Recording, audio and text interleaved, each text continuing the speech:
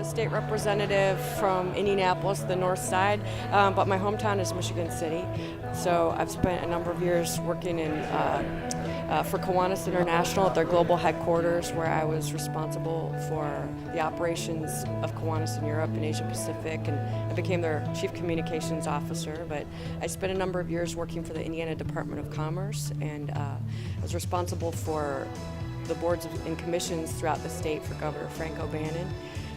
But I had kind of a different path to politics. I was a single mom, kind of unexpectedly at a very young age, so I put myself through school and worked a whole lot of different jobs, and I'm still paying my college loans, quite frankly, and my kid now is 24 years old, so I just am really interested in doing good things for our state. When John Gregg gave me that call, I thought at least it's an opportunity to change the public conversation to the things that really matter. So I have been fairly frustrated that we've been dialed on to channel ideology and high philosophy, and we have so many practical issues facing Hoosiers around our state. I try to look at the evidence, and per capita income's been on the decline since 1962. Household income since the early 2000s, since 2005. In fact, during Governor Pence's administration, we dropped 5 more points, so we're 38th worst in the nation.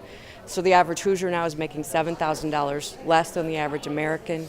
I'm from the northwest of the state, so I can see what's happened to a lot of our industries. So if I drive from my parents' home in Michigan City to Chicago, huge problem with abandoned housing. We are the leading producer of crystal meth. Indiana, happy, wholesome Indiana, leading producer of crystal meth. We have 5 states on mandatory needle exchange because of the scourge of drug addiction and disease. And I just think there are a lot of issues and opportunities that we need to just settle down and get to work on. You mentioned addictions, and we have a needle exchange program going into effect here. Talk a little bit more about what you hope, as if you're elected, to do to help people overcome that. Sure. I mean, first and foremost, we have to stop the spread of disease, but it's a much bigger problem than that. I mean, I know that 64 babies in the past year right here in Wayne County have been born opiate addicted. We have, at any particular point in time, only about 20 beds available statewide for the indigent to get off drugs. So, actually I co-authored a bill recently in the General Assembly to allow first responders to give Narcan to people suffering who are about to OD on opiates or heroin.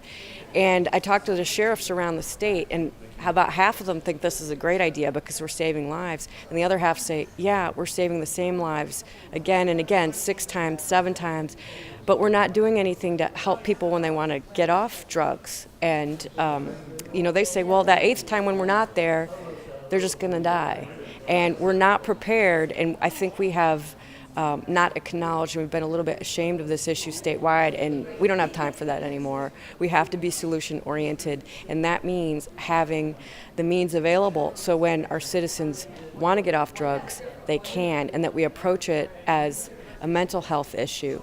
It costs $75,000 a year to warehouse someone in prison.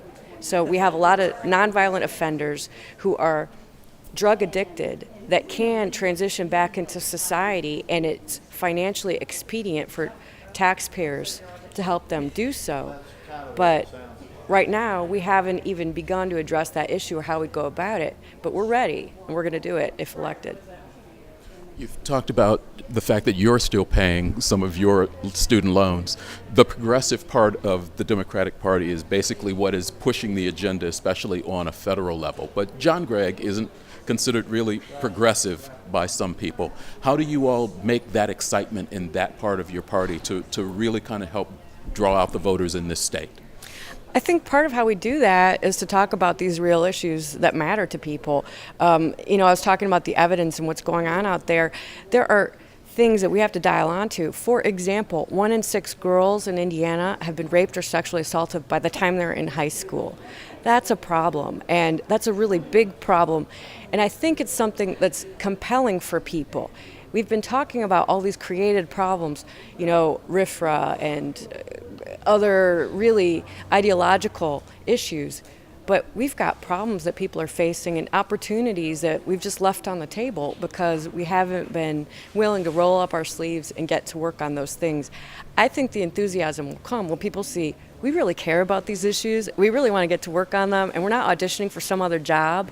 We want to help govern the state, and we want to lead people to be more successful so they feel this recovery at the kitchen table in their checking accounts, and so that their kids are doing a little bit better than they were doing. How do you turn that conversation, because the political conversation has been going more toward the type of issues you just mentioned for a number of years. That's not just this election. So how do you get people dialed back into truly issue-oriented elections and conversation? I think we have to be sincere and we have to get out to the people. I'm just spending all my time traveling Indiana, trying to be in real conversation with people. I think all too often, too, in this age of new media and social media and technology, we're constantly broadcasting at people and telling them the message. We have to be in conversation with people. It's got to be interactive, and we have to hear stories from real people and also look at the evidence and data. Sometimes politicians think they just have a good answer for everybody, the panacea idea, and there are no panaceas. There is data, there's evidence, and we have to look at the numbers. We have to talk to people and learn about the real experience out there. There are numbers like I mentioned earlier, 64 babies born opiate addicted in Wayne County in the past year. That's a lot. Those are human beings, human lives that are starting off in life behind the eight ball with a whole lot of trouble. And we can't continue to turn our backs on that. We've got to actually do something. I'm done? Okay. As you have started traveling around the state, what are you learning about some of the areas maybe that you hadn't been to as much, that you didn't know? What are some of the interesting people and interesting stories that you've gotten at least very early in this campaign? Well, we talk a lot about pre-K and the need to raise up generations of leaders. We talk about education, but a number I'm really interested in is the number that by many measures, close to a quarter of our population, our adult population, is functionally illiterate. That a lot of our adults have trouble transitioning into the workforce, whether they've been incarcerated or they just haven't had that opportunity. I was down in New Albany, actually, at a farmer's market, and I met a woman named Pam who had started her own business creating organic skincare products. She said, when I turned 45, no one wanted me to work for them anymore, and I tried and filled out job application after job application. And she, had a high school degree, but she had no secondary education. I'm hearing stories all around the state about similar people who need that connection to work when they're a little bit older as well. Sometimes people are resistant to hiring someone a little older who might have a really great work ethic, who might have those critical soft skills, the value of timeliness, but they don't know the latest software or they need a little bit more training. So I think supporting people throughout the breadth of their life so that they can be productive citizens. Most people really want to work, they want to be productive, they want to be able to save a little money and do well by their families.